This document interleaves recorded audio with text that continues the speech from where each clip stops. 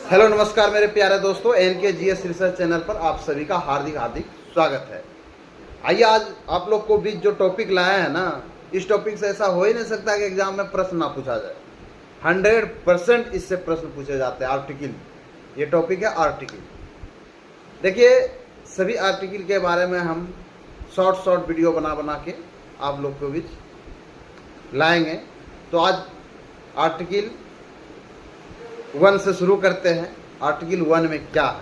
भारत तथा इंडिया राज्यों का संघ होगा आर्टिकल 1 में। और आर्टिकल 2 में क्या है? नए राज्यों का प्रवेश या उसकी स्थापना की शक्ति प्रदान करना। और आर्टिकल 3 में क्या है? 3 में है नए राज्यों का निर्माण करना, उसके सीमाओं या नामों में परिवर्तन करना। यह आर्टिकल 3 में है। और आर्टिकल 5 से 11 के बीच नागरिकता है और मौलिक अधिकार 12 से 35 के बीच है। तो देखिए, आर्टिकल 14 में क्या है? विधि के समक्ष समानता। और आर्टिकल 15 में क्या है? धर्म, नस्ल, जाति, लिंग, जन्म स्थान के आधार पर भेदभाव का निषेध, आर्टिकल 15 में। और आर्टिकल 16 में क्या है? नौकरी पाना या लोक नियोजन के विषय का अवसर की समता। आर्टिकल 17 में क्या है? अस्पृश्यता का अंत। और आर्टिकल 18 में क्या है? उपाधियों का अंत। और आर्टिकल 19 के बारे में पिछले वीडियो में पूरे मैंने चर्चा किए हैं। और आर्टिकल 20 में क्या है? अपराध के लिए दोष सिद्ध के संबंध में संरक्षण। और आर्टिकल 21 में क्या है? प्राण एवं दैहिक स्वतंत्रता का संरक्षण। और आर्टिकल 21 के को में क्या है कि 6 से 14 वर्ष की आयु के समस्त बच्चों को ऐसे ढंग से जैसे कि वह राज विधि द्वारा अवधारित करे, यानी सीधा ऐसे जानिए निःशुल्क तथा अनिवार्य शिक्षा उपलब्ध करेगा। ये 86वां संविधान संशोधन 2002 के द्वारा लाया गया 21 के को में। और आर्टिकल 22 में क्या है कि कुछ दशाओं में गिरफ्तार और निरोध में संरक्षण।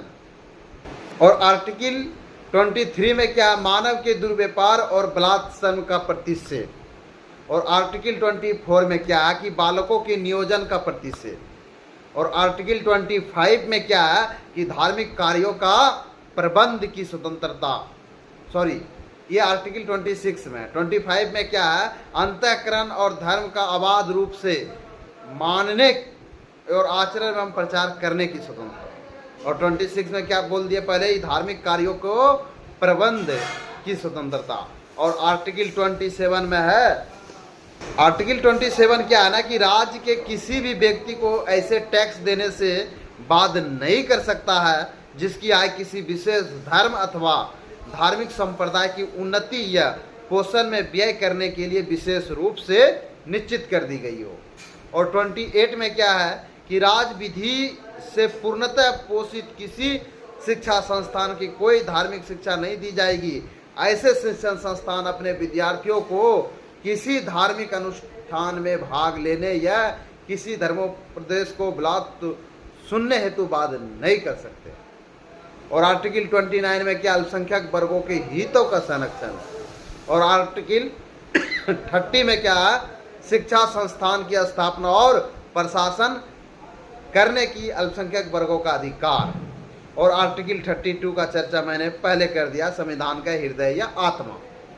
तो फिर मिलते हैं नेक्स्ट वीडियो में। जय हिंद दोस्तों, चैनल को सब्सक्राइब कर लीजिए अगर वीडियो पसंद आए तो।